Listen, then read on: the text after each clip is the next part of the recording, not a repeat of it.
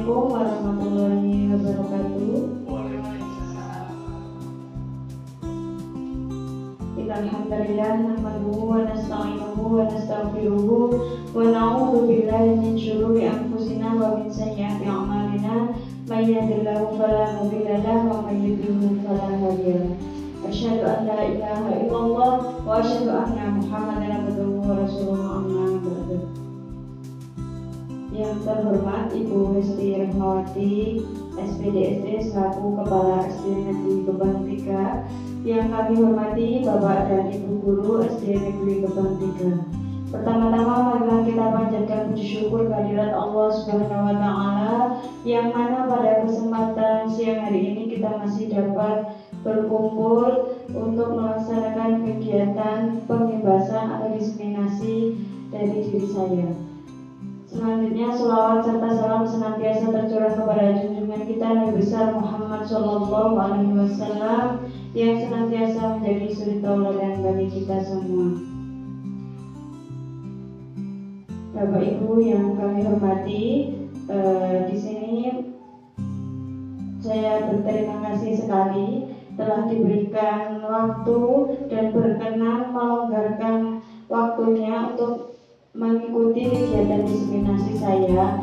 Akan tetapi sebelum diseminasi saya lakukan, dalam kesempatan siang hari ini akan dimulai dari sambutan dari Ibu Hesti Rahmawati SPDSD selaku Kepala SD Negeri Gebang 3. Waktu dan tempat kami persilahkan. Bismillahirrahmanirrahim. Assalamualaikum warahmatullahi wabarakatuh.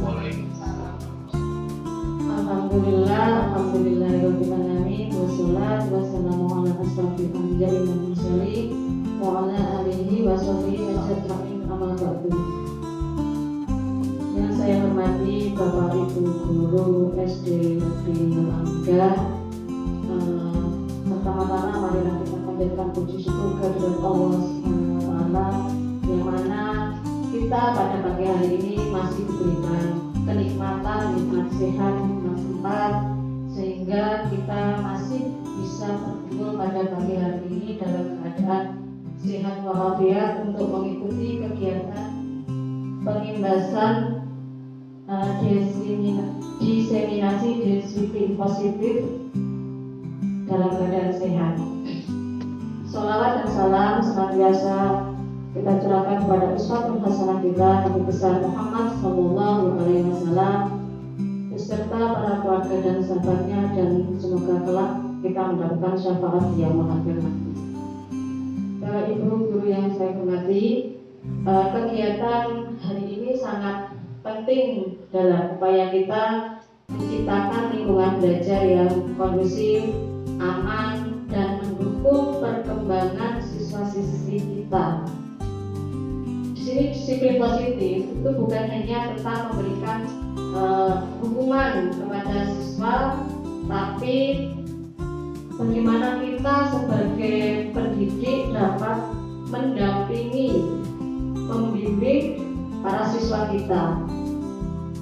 Dan pendekatan ini menitik beratkan pada dukungan yang sehat dan saling menghargai, serta komunikasi antara siswa dan guru. Di sini saya sangat mendukung adanya kegiatan pada hari ini. Saya percaya bahwa melalui pendekatan atau melalui pemaparan yang akan disampaikan Ibu Lulu nanti, kita akan mampu mengembangkan potensi terbaik dari siswa-siswi kita, membangun karakter yang kuat, serta menciptakan iklim yang kondusif. Saya berharap setelah mengikuti kegiatan hari ini, Bapak Ibu Guru semuanya dapat lebih memahami dan menerapkan prinsip-prinsip positif dalam pembelajaran dan interaksi sehari-hari dengan siswa-siswi kita. Mari kita bersama-sama mewujudkan visi dan misi sekolah kita untuk mencetak generasi yang tidak cerdas dalam hal akademik dinamis tetapi juga memiliki karakter yang baik dan kuat. Mungkin hanya itu yang bisa saya sampaikan. Semoga kegiatan pada pagi hari ini berjalan lancar dan yang pastinya membawa manfaat untuk kita semuanya. Akhir kata, wassalamualaikum warahmatullahi wabarakatuh. Terima kasih kepada Ibu Esti yang telah memberikan sambutannya dan motivasi untuk diri saya pribadi dan juga Bapak Ibu guru semua. Bapak Ibu yang kami hormati, di sini saya akan langsung menyampaikan pengibasan materi dari apa yang setelah saya pelajari di pendidikan guru penggerak selama hampir 2 bulan ini. Dalam pengibasan kali ini yaitu sebagai tugas saya untuk aksi nyata modul 1.4 yaitu tentang budaya positif.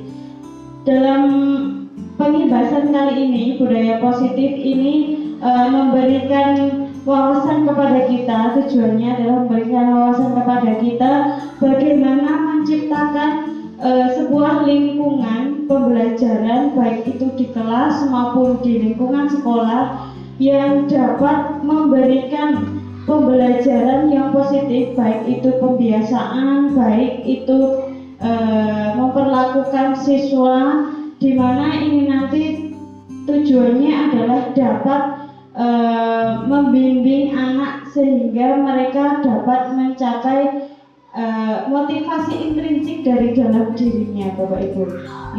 Dalam hal ini di sini saya mulai dari sebuah kata motivasi dari diri kami. Kebahagiaan adalah kesetiaan, setia atas indahnya merasa cukup, setia atas indahnya berbagi, setia atas indahnya ketulusan berbuat baik. Jadi apa yang saya lakukan hari ini adalah salah satu contoh cara berbagi, di mana saya membagikan ilmu yang saya dapatkan. Saya juga masih belajar, dan Bapak Ibu guru pun juga sama. Semoga dari apa yang saya lakukan hari ini dapat memberikan dampak positif dan benar-benar berasal dari ketulusan hati kita semua untuk melayani siswa. Selanjutnya, apa itu budaya positif? Untuk pemahaman konsep yang pertama yaitu disiplin positif dan teori kontrol. Kemudian ada keyakinan kelas, ada kebutuhan dasar manusia, kemudian segitiga restitusi, teori motivasi hukuman dan penghargaan, kemudian posisi kontrol. Nah, di sini apakah makna dari disiplin itu? Bu Yuli sakit membantu membacakan.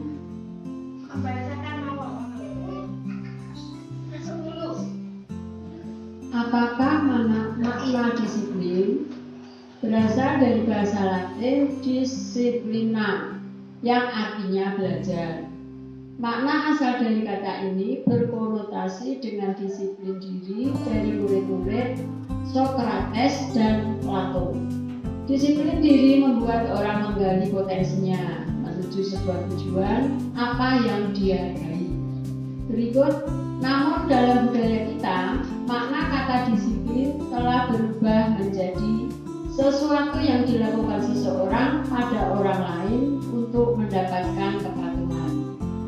Kecenderungan umum adalah menghubungkan kata disiplin dengan ketidaknyamanan, bukan dengan apa yang kita hargai atau pencapaian suatu tujuan mulia. Terima kasih Bu Yuli telah membantu membacakan, ya. Nah, di sini disiplin yang kita laksanakan biasanya. Disiplin itu karena apa? Karena kita terkadang itu masih merasa seperti terpaksa karena adanya suatu aturan, karena adanya suatu peraturan yang di situ mengikat, ya. Jadi belum timbul dari rasa kesadaran diri kita sendiri. Bahkan diri saya sendiri pun juga mengalami. Nah, bagaimana cara kita nanti di sini dalam budaya positif ini kita membentuk atau menciptakan rasa disiplin, tapi di situ berasal dari dirinya sendiri, motivasi intrinsik oh iya, saya disiplin itu karena memang kewajiban saya, bukan karena aturan, bukan karena suatu hal yang mengikat. Jadi berasal dari memang benar-benar dari tujuan hidupnya sendiri. Nah, di sini bahkan dikatakan sesuatu yang dilakukan seorang pada orang lain untuk mendapatkan kepatuhan. Nah, biasanya ini adalah tertuang dalam sebuah aturan. Makanya bagaimana kita menghubungkan disiplin itu bukan hanya karena kepatuhan terhadap suatu aturan, tapi bagaimana kita berusaha sebagai guru menciptakan rasa disiplin kepada anak sehingga mereka itu tertanam sendiri tanpa harus kita paksa seperti itu, ya. Nah, disiplin positif di sini. Yang pertama terkait dengan teori kontrol, yaitu mengubah paradigma bagaimana seseorang melihat dunia, bagaimana berpikir tentang manusia, skema pemahaman dan penjelasan aspek-aspek tertentu tentang realitas. Memahami pandangan orang lain bahwa setiap tindakan memiliki tujuan. Hanya kita yang mampu mengontrol diri sendiri dan kita tidak bisa mengontrol orang lain. Ya, jadi berdasarkan teori kontrol ini, ya, bahwa suatu kedisiplinan itu tidak bisa kita paksakan terhadap orang lain kalau di situ belum tertanam dari dirinya sendiri. Jadi bahkan ketika ada peraturan pun kalau memang siswa atau orang lain itu memang di dalam dirinya memang sudah tertanam tidak ingin disiplin, maka mau kita memaksa seperti apapun kita mau mengontrol orang lain itu tidak bisa. Nah, berdasarkan teori kontrol itu seperti ini. Selanjutnya disiplin. Disiplin mempelajari bagaimana cara mengontrol diri dan menguasai diri untuk memilih tindakan yang mengacu pada nilai-nilai dihargai agar tercapai tujuan mulia yang diinginkan. Nah, di sini terkait dengan tadi teori kontrol, ya. Jadi bagaimana seseorang itu menciptakan dirinya sendiri untuk disiplin bukan karena dikontrol orang lain. Nah, karena dia merasa ingin dihargai dari dalam dirinya, dia menguasai dirinya sendiri sehingga dia mampu menciptakan kedisiplinan dari dalam dirinya. Sebagai pendidik, tujuan kita adalah menciptakan disiplin positif sehingga mereka bisa berperilaku dengan mengacu pada nilai-nilai kebajikan universal dan memiliki motivasi intrinsik bukan ekstrinsik. Nah, di sini kalau motivasi intrinsik itu berarti apa? Atas kesadaran dirinya sendiri, bukan karena dipaksa, bukan karena aturan yang ada. Misalnya di aturan sekolah, anak kalau sudah istirahat 30 menit setelah itu masuk ke dalam kelas misalnya, tanpa harus menunggu guru, anak-anak harus sudah masuk ke dalam kelas, duduk rapi mempersiapkan materi yang akan dipelajari. Nah, kalau anak sudah disiplin dari dalam dirinya, maka tanpa menunggu guru datang pun mereka sudah duduk dengan rapi. Tidak perlu kita harus teriak-teriak, anak-anak ayo cepat segera masuk. Nah, itu berarti memang dalam dirinya anak-anak itu belum terbentuk rasa disiplin. Nah, bagaimana caranya nanti kita pelajari berikutnya. Nah, nilai kebajikan adalah sifat-sifat positif manusia yang merupakan tujuan mulia yang ingin dicapai setiap individu. Seperti yang telah dikemukakan oleh Dr. William Glasser dan teori kontrol yang menyatakan bahwa setiap perbuatan memiliki suatu tujuan dan selanjutnya Dean Goosen mengemukakan bahwa dengan mengaitkan nilai-nilai kebajikan yang diyakini seseorang, maka motivasi intrinsiknya akan terbangun sehingga menggerakkan motivasi dari dalam untuk dapat mencapai tujuan mulia yang diinginkan. Nilai kebajikan bermuara pada profil pelajar Pancasila. Nah, di sini bagaimana tadi menerapkan teori kontrol kemudian dikaitkan dengan nilai-nilai kebajikan. Jadi di sini teori kontrol itu menjadi suatu tujuan di mana ini nanti dikaitkan dengan nilai-nilai kebajikan yang akan apa? Yang akan membentuk motivasi intrinsik dari dalam diri anak. Nah, motivasi intrinsik ini nanti yang akan memotivasi dirinya untuk berperilaku disiplin. Nah, nanti muaranya kemana? Muaranya ya ke profil pelajar Pancasila. Ke profil pelajar Pancasila. Nah, profil pelajar Pancasila sudah apa lagi Bapak Ibu? Sudah. Apa saja Bu Adin? Gotong royong, ada mandiri, berkebinekaan global. Terus apa lagi Bu? Berarti lupa. Iya, jadi di profil pelajar Pancasila ini ada berkebinekaan global, kemudian mandiri, terampil, benar kritis, ya betul. Jadi ini nanti muaranya ke sana. Jadi nilai-nilai kebajikan ini kan ada banyak, oke. Tapi di spesifiknya di sini di profil pelajar Pancasila.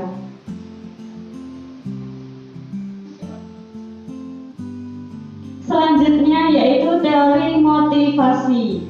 3 motivasi perilaku manusia. Yang pertama untuk menghindari ketidaknyamanan atau hukuman. Yang kedua untuk mendapatkan imbalan atau penghargaan dari orang lain. Kemudian untuk menjadi orang yang mereka inginkan dan menghargai diri sendiri dengan nilai-nilai yang mereka percaya. Nah, ini tadi yang saya maksudkan Bapak Ibu. Jadi teori motivasi di sini ketika orang melakukan suatu perbuatan baik itu diharapkan itu karena apa? Kesadaran dari dalam dirinya, bukan karena menghindari rasa ketidaknyamanan atau menghindari hukuman atau menghindari konsekuensi-konsekuensi lainnya.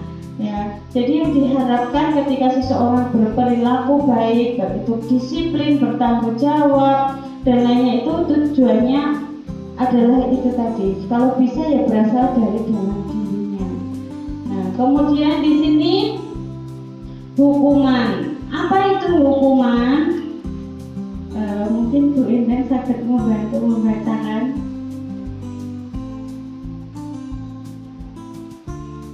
Hukuman yang pertama itu bersifat tidak terencana atau tiba-tiba.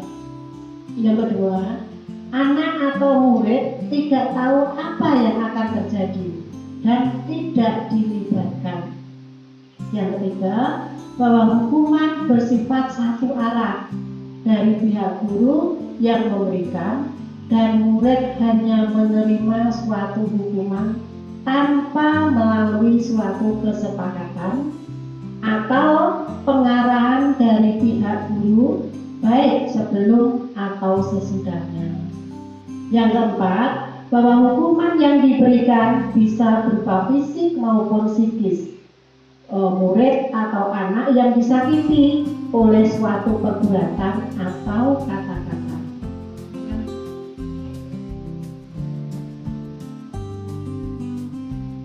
Ya, terima kasih Bu Endang telah membantu membacakan. Ya. Di sini saya menyampaikan sedikit tambahan terkait dengan hukuman, ya Bapak Ibu. Terkadang kita sebagai guru ketika menghadapi suatu permasalahan, ketika di sekolah anak mengalami masalah, kemudian atau membuat masalah di sekolah, terkadang kita secara di luar kontrol, ya kadang Bapak Ibu. Karena mungkin kesalahannya itu membahayakan teman lainnya, dan kadang mungkin atau merusak fasilitas sekolah, pasti secara tidak langsung terkadang kita itu lepas kontrol.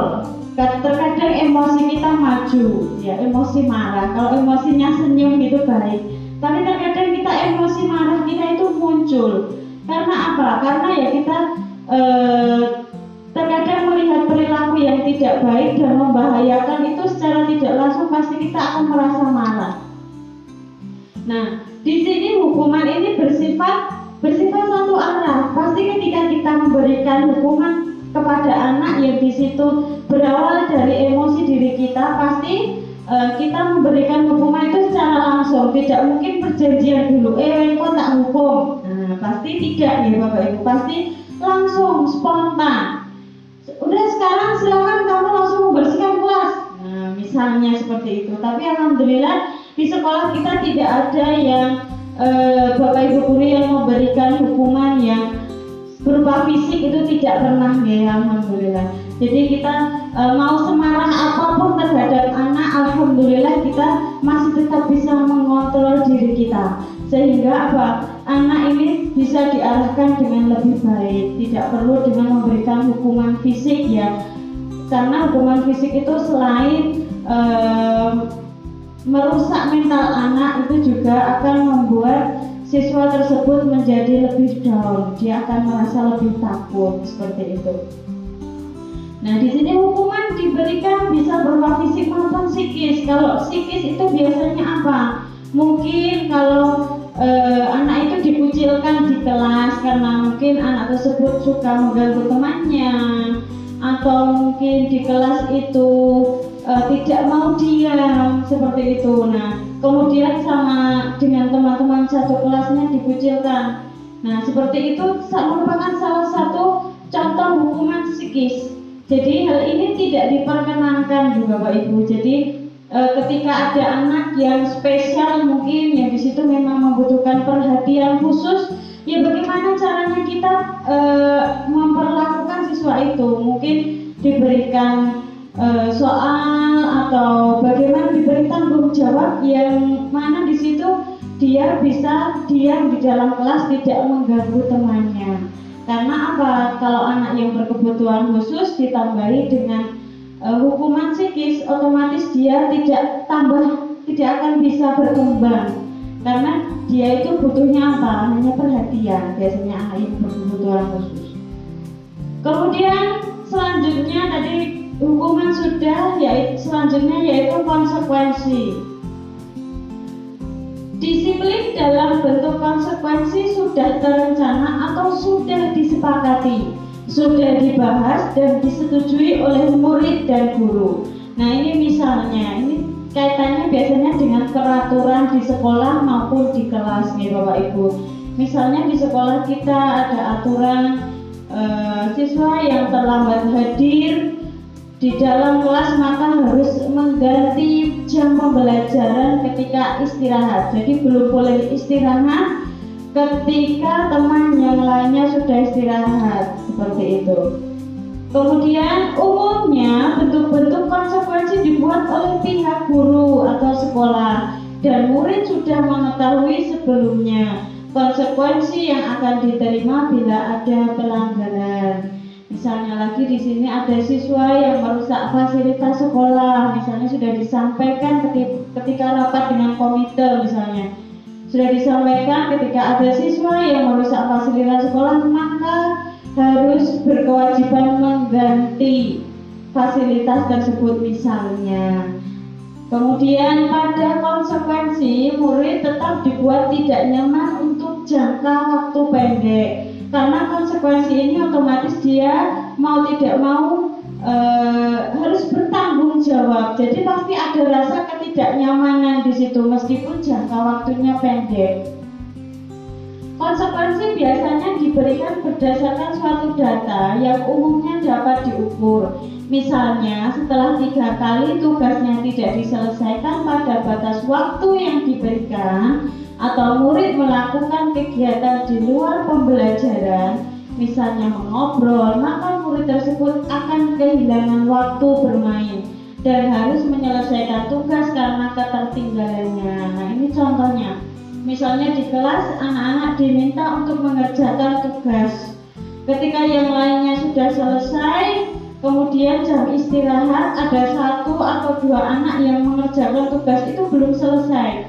maka jangan diperkenankan istirahat dulu sebelum tugas itu selesai.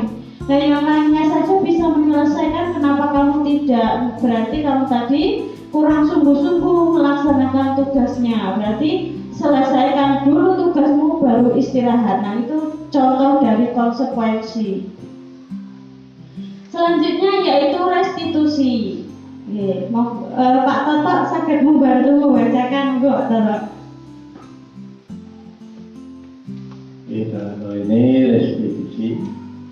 Dan restitusi adalah proses kolaboratif yang mengajarkan murid untuk mencari solusi untuk masalah dan membantu murid berpikir tentang seperti apa yang mereka inginkan dan bagaimana mereka harus memperlakukan orang lain. Restitusi membantu murid menjadi lebih memiliki tujuan disiplin positif dan memulihkan dirinya setelah berbuat salah. Penekanannya bukanlah pada bagaimana perilaku untuk menyenangkan orang lain atau menghindari ketidaknyamanan, namun tujuannya adalah menjadi orang yang menghargai nilai-nilai kebajikan yang mereka percayai.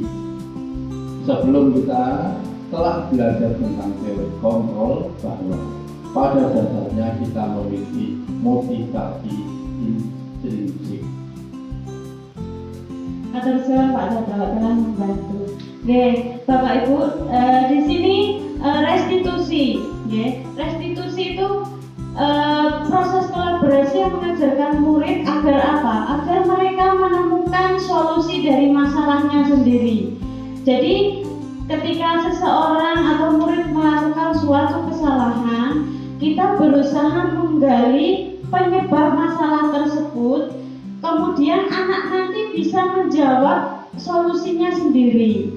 Ya, misalnya kemarin di permasalahan yang saya alami ketika saya menemukan anak yang menaiki pagar sekolah. Ya. Ketika itu saya bertanya.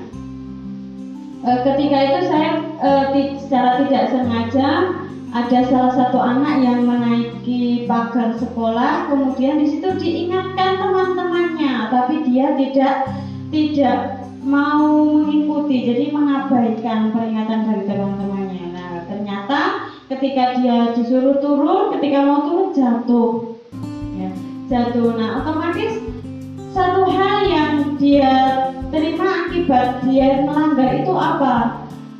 Yang pertama pasti dia jatuh dari pagar itu sakit, ya. Nah, setelah itu saya tanya ke anaknya itu, kenapa kamu naik pagar seperti itu? Setelah itu anaknya itu karena pengen naik pagar, Bu.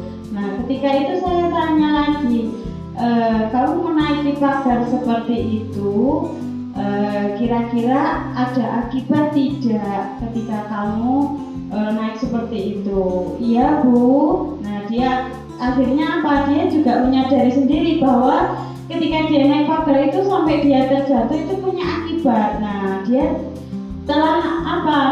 Melanggar nilai-nilai kebajikan misalnya. Yang pertama tidak sopan dulu, melanggar nilai kesopanan. Yang kedua kemudian dia melanggar tata tertib di sekolah, nih Bapak Ibu.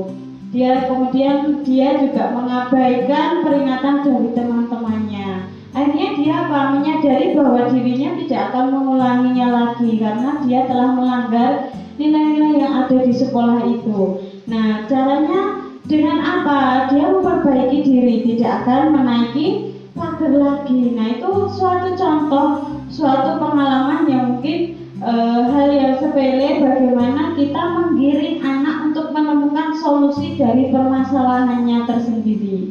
Nah, misalnya ada anak yang tidak mengerjakan tugas, bagaimana cara kita menyadarkan anak itu agar mau mengerjakan tugas tanpa harus kita paksa.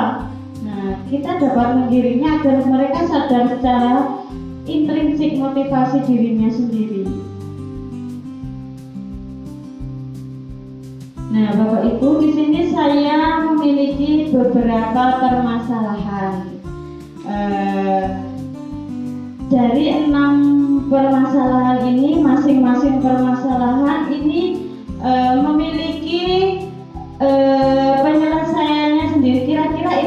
termasuk hukuman kah atau restitusi kah atau di situ termasuk konsekuensi? Ya, coba Bu Ati nomor 1 dibaca. Menggantikan kertas tugas temannya yang telah dicoret-coret. Konsekuensi. Konsekuensi kita cek Bapak Ibu. Konsekuensi untuk yang kedua coba Bapak Fatur. Membersihkan WC sekolah karena menumpahkan pensil kawannya, termasuk hukuman.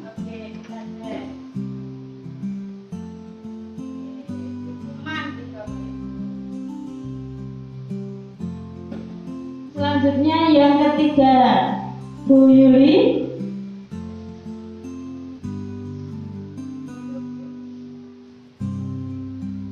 Dino duduk di bangku di pinggir lapangan pada jam istirahat. Tidak diizinkan bermain oleh guru piket karena mencederai teman saat bermain di lapangan. Itu termasuk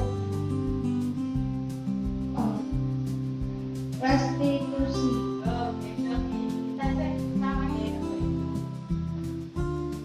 Oke, restitusi. Kemudian yang keempat, ngapunten Bu Esti, tapi Bu Esti. Mencatat 100 kali di dalam buku kalimat, saya tidak akan terlambat lagi karena terlambat ke sekolah. Nah, itu termasuk hukuman. Hukuman ya Bapak Ibu. Kemudian yang kelima, Bu Endang Dewi. Lari mengelilingi lapangan basket 2 kali karena terlambat hadir di sekolah, termasuk hukuman. Hukuman kita cek. Benar. Tadi Pak Toto terakhir, Pak Toto monggo.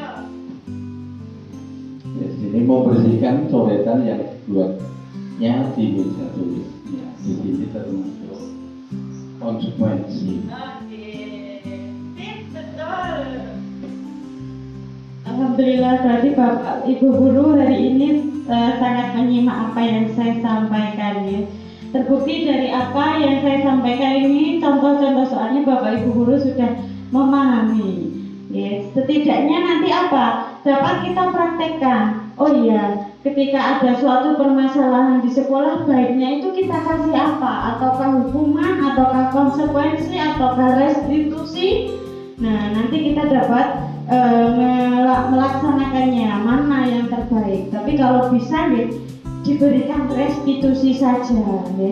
Karena apa? Dari restitusi itu nanti apa? Dapat menimbulkan motivasi intrinsik dari anak tersebut. Jadi ketika dia melakukan kesalahan sekali, dia paham kesalahannya, kemudian dia mau memperbaiki kesalahannya dan tidak akan mengulanginya lagi. Jadi itulah nanti endingnya adalah tercipta budaya positif. Nah, di sini keyakinan kelas Bapak Ibu. Nah, dari apa yang sudah saya sampaikan tadi terkait penyelesaian masalah dengan restitusi, dengan konsekuensi, dengan hukuman. Nah, kita lanjutkan ke keyakinan kelas.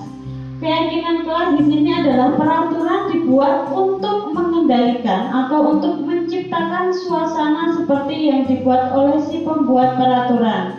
Beda dengan keyakinan kelas yang merupakan nilai-nilai positif yang telah disepakati bersama oleh suatu kelas untuk dapat dilaksanakan. Nah, di sini keyakinan kelas itu bersifat lebih abstrak daripada peraturan, ya Bapak Ibu. Karena apa? Keyakinan kelas itu dimulai dari nilai-nilai kebajikan. Nah, berupa pernyataan yang universal. Universal itu bagaimana? Yang lebih luas maknanya. Pernyataan keyakinan kelas senantiasa dibuat dalam bentuk positif dan hendaknya tidak terlalu banyak. Jadi kata-kata yang dibuat dalam keyakinan kelas itu singkat, jelas, padat, ada nilai kebajikannya. Keyakinan kelas sebaiknya sesuatu yang dapat diterapkan di lingkungan tersebut. Jelas nih Bapak Ibu, ketika kita membuat suatu keyakinan kelas ataupun di situ keyakinan sekolah misalnya. Nah di situ otomatis tujuannya adalah agar diterapkan di lingkungan sekolah maupun di lingkungan kelas.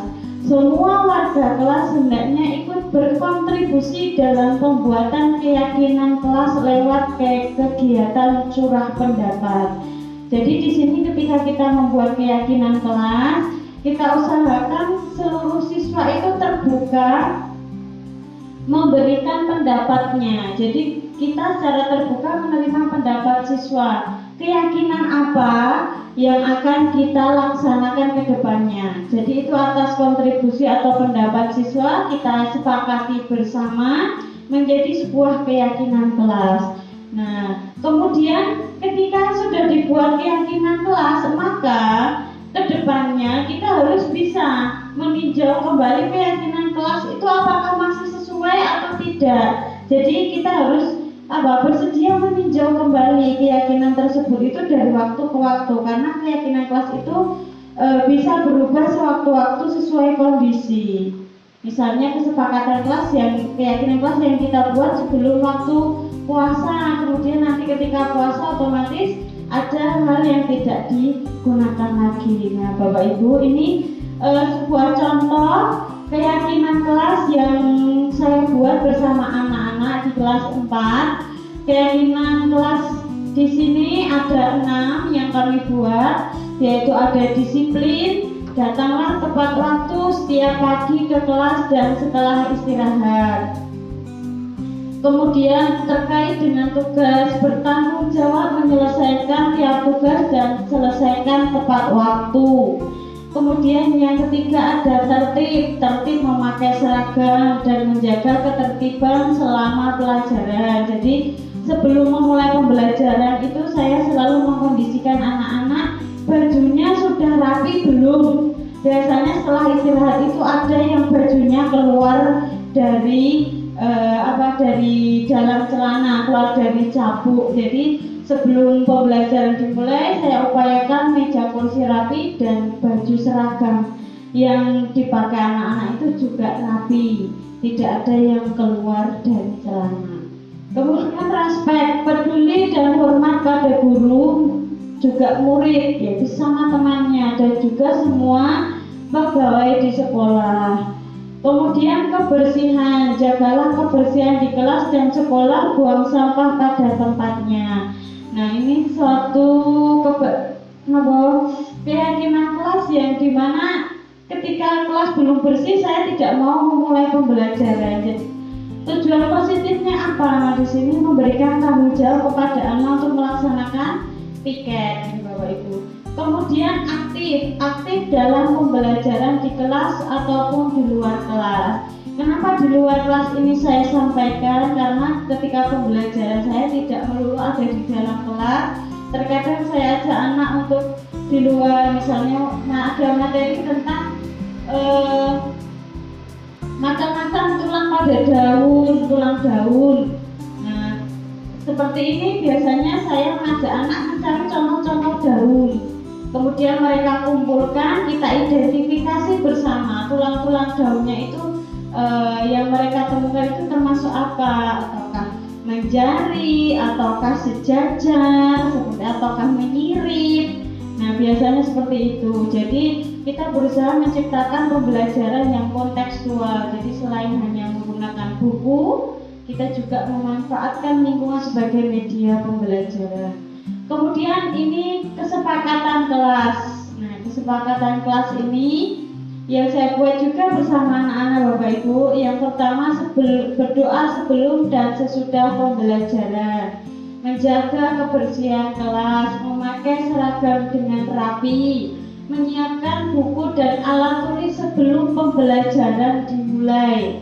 Kemudian tidak ramai ketika pembelajaran, tidak makan saat pembelajaran. Kalau minum boleh, saya persilahkan kepada anak-anak untuk minum boleh. ketika pembelajaran. Tapi kalau makan tidak saya perkenankan. Kemudian melaksanakan tugas dengan baik.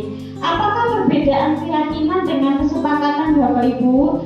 Kalau di keyakinan tadi ada nilai kebajikannya, tapi kalau di kesepakatan kelas tidak perlu disampaikan nilai kebajikannya. Ya.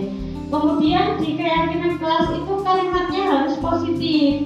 Di kesepakatan kelas boleh tidak menggunakan kata yang positif, misalnya ada kata tidak ramai, misalnya itu boleh. Nah, itu perbedaannya. Kemudian kebutuhan dasar manusia. Di sini yang pertama adalah kasih sayang, kemudian kebebasan, kesenangan, dan penguasaan, kemudian kebutuhan psikologi. Di sini kaitannya dengan kebutuhan dasar manusia. Yang pertama, bertahan hidup. Kebutuhan yang bersifat fisiologis untuk bertahan hidup, misalnya kesehatan, rumah, dan makanan. Kebutuhan biologis sebagai bagian dari proses reproduksi terhadap kebutuhan untuk tetap bertahan hidup. Komponen psikologis pada kebutuhan ini meliputi kebutuhan akan perasaan aman. Kemudian yang kedua, kebutuhan kasih sayang, kebutuhan akan hubungan dan koneksi sosial, kebutuhan untuk memberi dan menerima kasih sayang, dan kebutuhan untuk merasa menjadi bagian dari suatu kelompok. Kebutuhan ini juga meliputi keinginan untuk tetap terhubung dengan orang lain, seperti teman, keluarga, pasangan hidup, teman kerja. Kemudian kalau yang hobi memelihara binatang itu binatang peliharaan, dan kelompok di mana kita tergabung. Mungkin kalau di lingkungan masyarakat ada lingkungan ibu-ibu RT yang masih muda, yaitu karang-tarunan. Nah, seperti ini merupakan terikat dengan apa? Suatu kelompok, Bapak Ibu. Itu termasuk kebutuhan kita terhadap kasih sayang. Kemudian yang ketiga, penguasaan. Kebutuhan ini berhubungan dengan kekuatan untuk mencapai sesuatu, menjadi kompeten, menjadi terampil, diakui atas prestasi dan keterampilan kita, didengarkan dan memiliki rasa harga diri. Kebutuhan ini meliputi keinginan untuk dianggap berharga, bisa membuat perbedaan, bisa membuat pencapaian, kompeten, diakui, dihormati. Ini meliputi self-esteem dan keinginan untuk meninggalkan pengaruh. Jadi biasanya kalau orang yang berkuasa, dia bukan lagi menjadi atau terikat atas pengaruh orang lain. Biasanya kalau seseorang merasa kalau tingkat penguasaannya lebih tinggi, biasanya akan lebih berpengaruh terhadap orang lain. Nah, itu juga termasuk kebutuhan dasar manusia. Kemudian yang keempat ada kebebasan. Kebutuhan untuk bebas adalah kebutuhan akan kemandirian, otonomi, memiliki pilihan, dan mampu mengendalikan arah hidup seseorang. Anak-anak dengan kebutuhan kebebasan yang tinggi menginginkan pilihan. Mereka perlu banyak bergerak, suka mencoba-coba, tidak terlalu terpengaruh orang lain, dan senang mencoba hal baru dan menarik. Nah, biasanya anak melakukan suatu kesalahan di sekolah atau melanggar aturan sekolah itu karena di sini, Bapak Ibu. Jadi mereka terkadang ingin merasa bebas, merasa ingin menjadi dirinya sendiri, tapi mengabaikan aturan. Nah, bagaimana cara kita bisa mengarahkan? Bebas boleh, tapi harus tahu aturan. Kemudian yang kelima, kesenangan. Kebutuhan akan kesenangan adalah kebutuhan untuk mencari kesenangan bermain dan tertawa. Anak-anak dengan kebutuhan dasar kesenangan yang tinggi biasanya ingin menikmati apa yang dilakukan.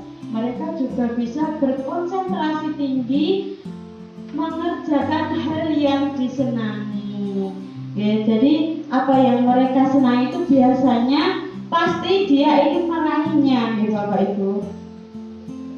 Kemudian posisi kontrol di sini. Ibu, terkait dengan posisi kontrol. Di sini ada 5 posisi kontrol kita sebagai seorang guru ketika menghadapi permasalahan siswa. Ada posisi kita sebagai penghukum, kemudian pembuat rasa bersalah. Dalam proses perjalanan seorang pendidik agar dapat mengenali dirinya. Pada video kali ini, kita akan membahas tentang 5 posisi kontrol yang dikembangkan oleh Diane Dawson dan contoh penerapannya.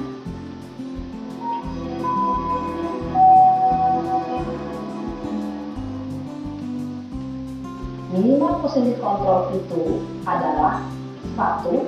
Posisi penghukum, 2. Posisi pembuat rasa bersalah, 3. Posisi teman, 4. Posisi pemantau atau monitor, dan 5. Posisi manajer. Untuk lebih memahami kelima posisi tersebut, mari kita saksikan kasus Naren yang terlambat hadir 20 menit di sekolah dan melihat bagaimana kelima posisi kontrol dalam menghadapi masalah tersebut.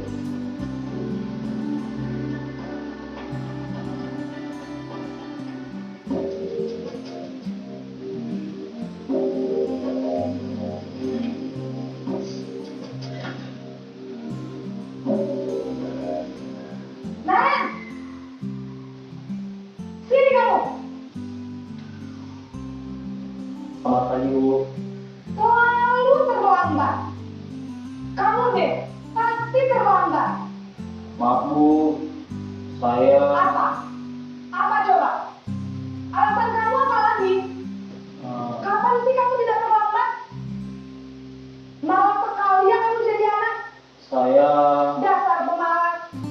Gak kapok-kapok sih kamu. Sudah berapa kali terlambat? Sana, kamu keliling lapangan basket 2 kali.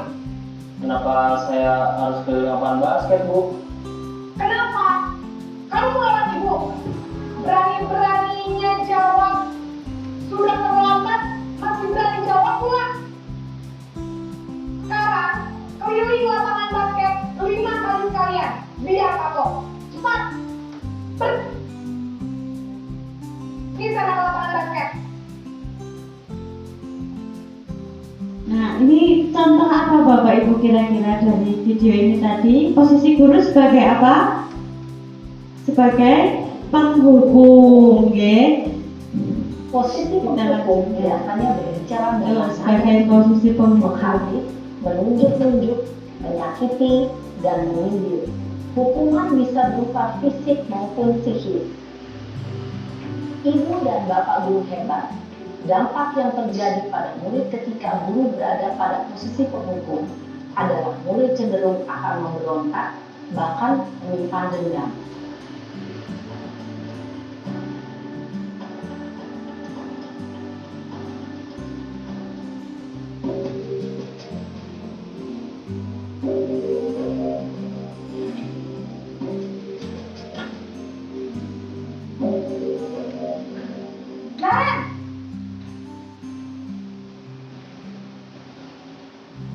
Selamat pagi, Bu.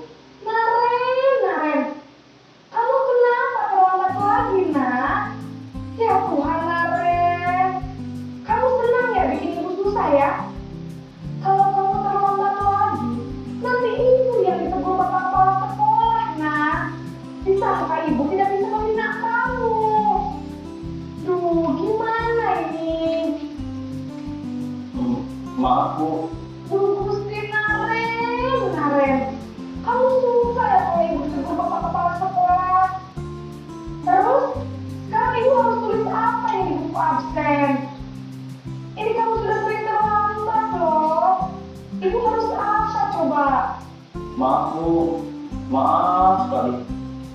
Ya sudah, lain kali jangan bikin ibu susah lagi ya nak ya. Ibu tidak akan kuat lagi kalau kamu begini terus. Bisa jantungan kalau ibu ditegur bapak kepala sekolah. Sekarang cepat kelas. Maaf ya, Bu. Maaf sekali. Posisi pembuat rasa bersalah berbicara dengan nada tenang, cenderung lembut, Namun kata-kata yang diutarakan membuat murid merasa menjadi orang yang gagal, memandang buruk dirinya sendiri, merasa tidak berharga, dan tidak sanggup membahagiakan orang lain. Ketika guru mengambil posisi pembuat rasa bersalah, murid akan menganggap dirinya yang bersalah dan ia akan menyimpan emosi negatif tersebut di dalam dirinya.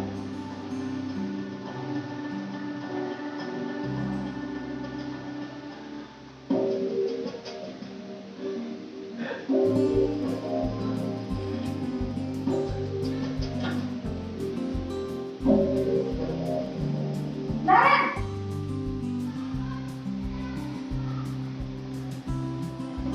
Selamat pagi Bu. wah, sudah jam berapa ini nak? Terlambat lagi ya sayang. Iya Bu, habis ibu saya lupa bangunkan saya Bu. Kamu malah menyalahkan ibu kamu. Kamu bukannya anak yang larinya paling kencang. Kok terlambat sih? Iya Bu, saya memang terlambat bangun tadi. Jadi biarpun saya lari kencang, tetap gak kesenja Bu. Ya sudah sana, nanti lain kali larinya lebih kencang lagi ya. Biar gak terlambat lagi. Bikin senang ibu, demi ibu. Bisa kan? Bisa Bu. Ya sudah sana masuk kelas. Ibu beresin urusan absen kamu. Kamu ini ada-ada saja. Dalam posisi teman, guru berbicara dengan nada suara ramah, akrab, cenderung bersenda gurau untuk menjaga suasana tetap santai. Murid akan merasa senang, aman, dan akrab dengan guru. Identitas yang tercipta adalah identitas sukses atau berhasil. Namun, perlu diingat, karena ini masih dorongan eksternal, maka ada faktor ketergantungan dari murid kepada orang tertentu. Di sini, guru absennya, sehingga di lain waktu, murid bisa berperilaku baik, namun hanya kepada orang-orang tertentu saja.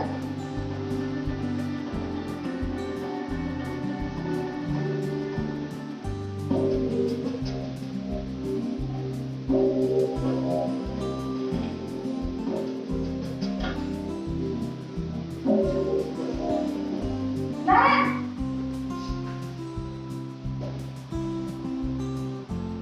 Selamat pagi Bu.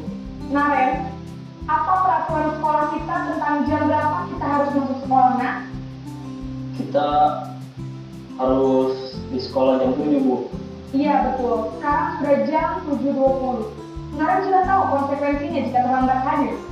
Paham Bu, saya harus tinggal kelas pas jam istirahat selama 20 menit. Iya benar, konsekuensinya demikian.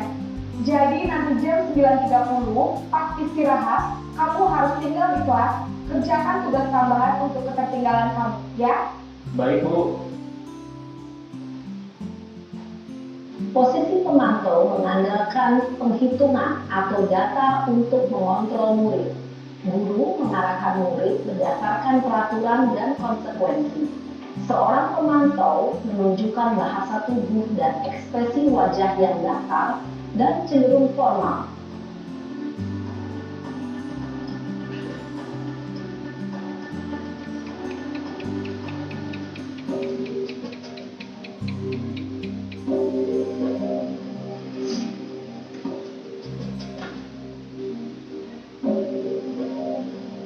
Naren!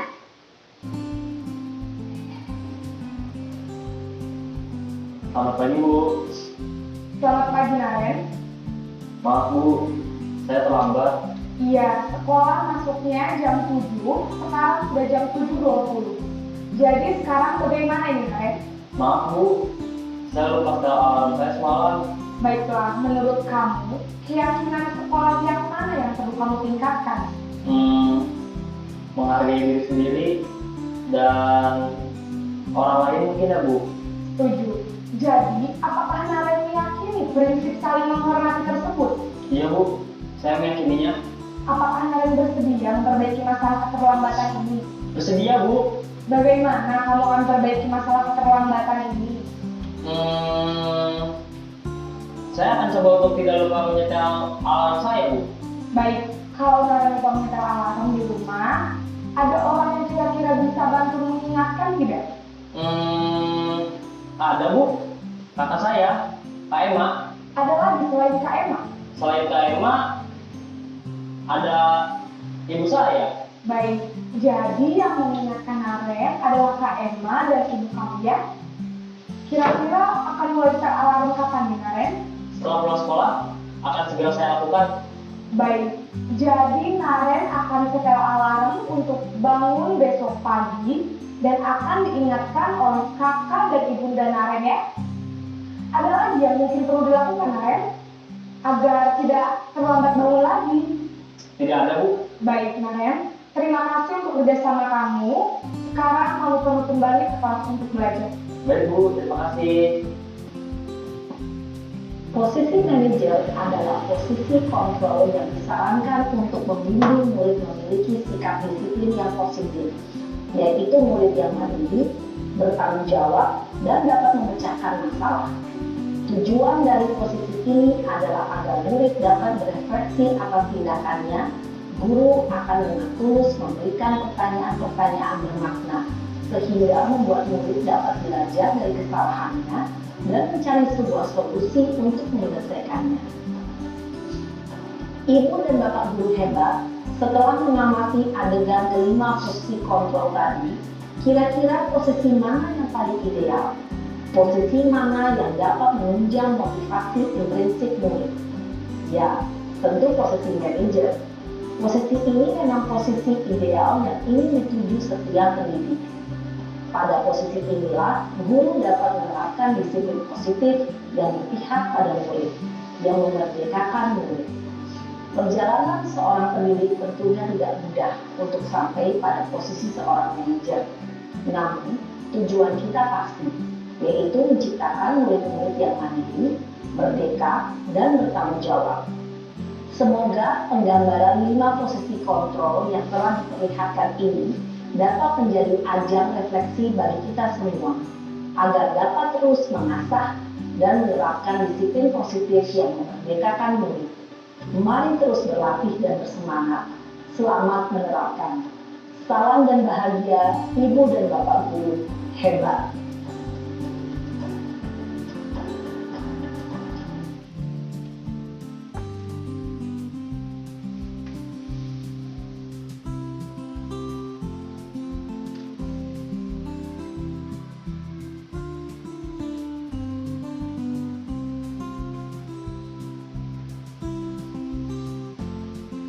Nah, Bapak Ibu, setelah kita melihat video tentang 5 posisi kontrol, insya Allah sampun paham deh. Kira-kira posisi mana yang paling baik untuk untuk kita dalam menyelesaikan permasalahan terhadap siswa.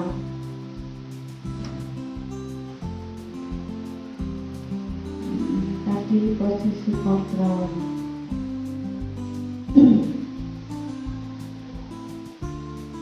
Kita lanjutkan ke segitiga restitusi. Apa itu segitiga restitusi? Ini adalah keterkaitan dari posisi kita sebagai guru dalam menyelesaikan masalah tadi dengan kita sebagai manajer. Kita dapat menciptakan penyelesaian masalah yang dimana di situ siswa menyadarinya dari motivasi intrinsik mereka sendiri. Nah, segitiga restitusi ini dimulai dari menstabilkan identitas, Bapak Ibu. Jadi dari paling bawah itu menstabilkan identitas, di mana di tahapan ini bertujuan untuk mengubah identitas anak dari orang yang gagal karena melakukan kesalahan menjadi orang yang sukses. Di mana di sini yang dimaksudkan adalah dia memahami kesalahannya sendiri. Kemudian dari kesalahannya itu dia menemukan solusi dari permasalahannya sendiri. Kemudian yang kedua, validasi tindakan. Dari validasi tindakan ini dimaksudkan apa? Setiap tindakan kita dilakukan dengan suatu tujuan, yaitu memenuhi kebutuhan dasar. Tadi kebutuhan dasar manusia ada 5 ya, dari kesenangan, kebebasan, kemudian merasa penguasaan, ya ada 5 tadi. Nah, di sini kalau kita memahami kebutuhan dasar apa yang mendasari sebuah tindakan, kita akan bisa menemukan cara-cara paling efektif untuk menemukan kebutuhan tersebut. Nah, misalnya dari validasi tindakan ini kita bisa tanya, kamu tentu punya alasan mengapa melakukan itu. Kemudian, adakah cara yang lebih efektif untuk mendapatkan apa yang kamu butuhkan? Nah, misalnya dengan pertanyaan-pertanyaan itu. Kemudian yang terakhir dari segitiga restitusi yaitu keyakinan.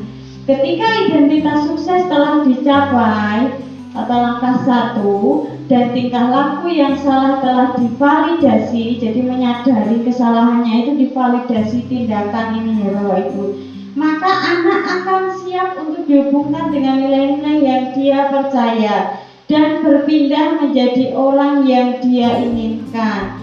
Jadi dia akan menyadari kesalahannya, kemudian menyadari bahwa keyakinan itu telah menjadi kesepakatan dengan orang lain. Nah, dari situlah dia akan merasa dirinya itu menyadari kesalahannya, kemudian memperbaiki menjadi orang yang lebih baik lagi yang dia inginkan. Nah, di sini ada sebuah contoh penyelesaian suatu permasalahan dengan segitiga restitusi, ya Bapak Ibu. Kemudian teman, pemantau, dan manajer. Nah, ini nanti perbedaannya sangat signifikan sekali. Bagaimanakah cara penyelesaiannya terhadap suatu permasalahan ketika permasalahan itu sebenarnya sama, hanya posisi kita saja, kita memposisikan diri itu seperti apa, baiknya seperti apa. Nah, nanti kita dapat melihatnya dari video ini.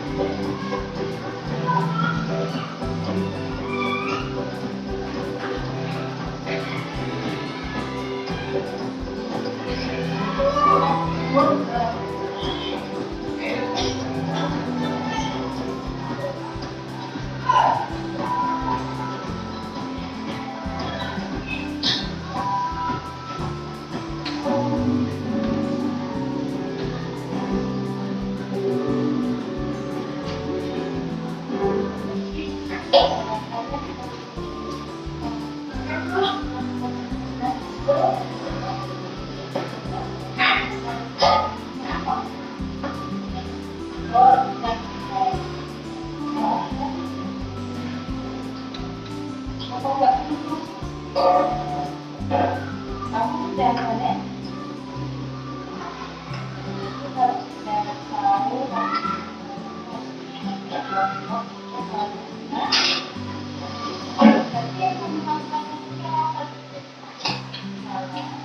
kalau ketika kamu jadi Allah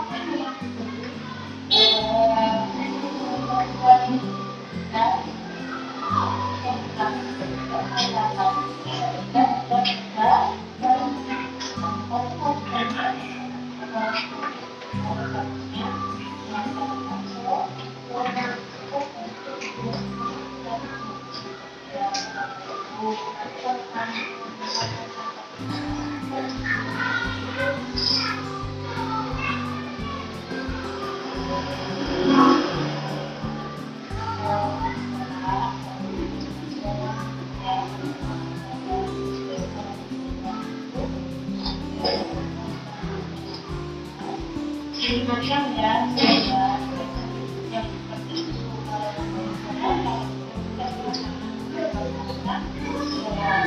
kita sudah memiliki budaya sekolah sendiri,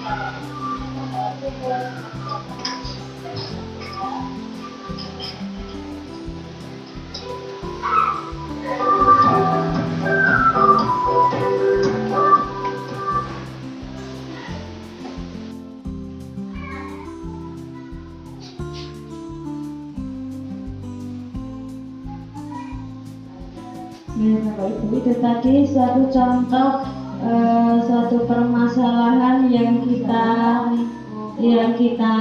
saya sendiri alami, ya, yang saya kemarin temukan ketika menyelesaikan satu permasalahan menggunakan segitiga restitusi.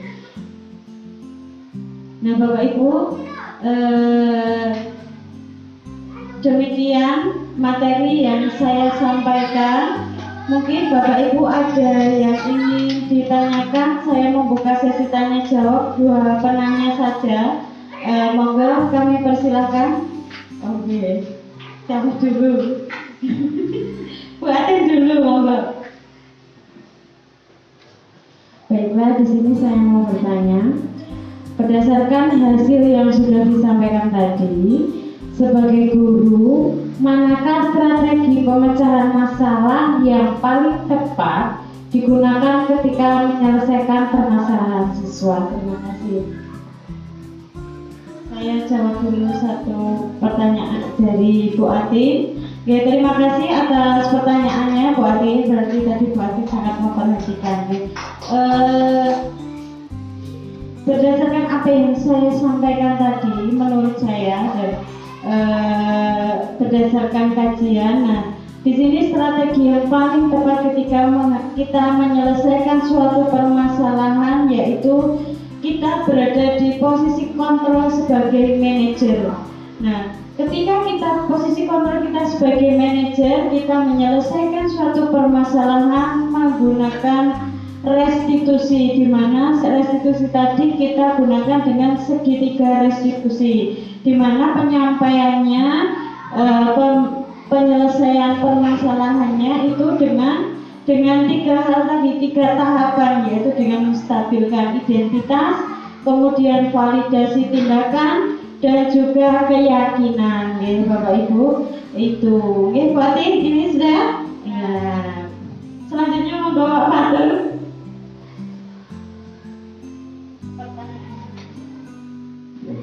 Ya, saya akan tanyakan yaitu apakah inti perbedaan hukuman dan restitusi itu? Terima kasih kepada Pak Fatul atas pertanyaannya. Ya. Inti atau perbedaan dari hukuman dan dari konsekuensi, ya, dari konsekuensi dan restitusi. Ya, saya tampilkan dulu. Ini konsekuensi, kemudian dan restitusi. Kalau konsekuensi itu sampai pada tahapan anak bertanggung jawab saja, ya, bertanggung jawab atas kesalahan yang dia lakukan. Sedangkan di restitusi ini tujuan akhirnya adalah anak memperbaiki dirinya sendiri, memperbaiki kesalahannya dan tidak akan mengulanginya lagi. Kemudian dia belajar menjadi lebih baik lagi. Mungkin yang awalnya terlambat menjadi tidak terlambat lagi. Jadi itu inti dari restitusi ini adanya motivasi intrinsik dari dalam dirinya, sehingga timbul memperbaiki diri itu bukan atas dasar paksaan, bukan atas dasar aturan, bukan atas dasar hukuman dan sebagainya, tapi dari dirinya sendiri untuk memperbaiki diri, seperti itu. Ya Pak Faru? Oke. Oke, Bapak Ibu, mungkin itu saja, cukup 2 sesi tanya jawab ya. Demikian apa yang saya sampaikan. Semoga apa yang saya sampaikan ini dapat memberikan manfaat untuk kita semua. Banyak kurang dan lebihnya mohon maaf. Terima kasih atas kesempatannya, terima kasih atas perhatiannya, dan terima kasih atas waktunya terhadap kegiatan saya ini.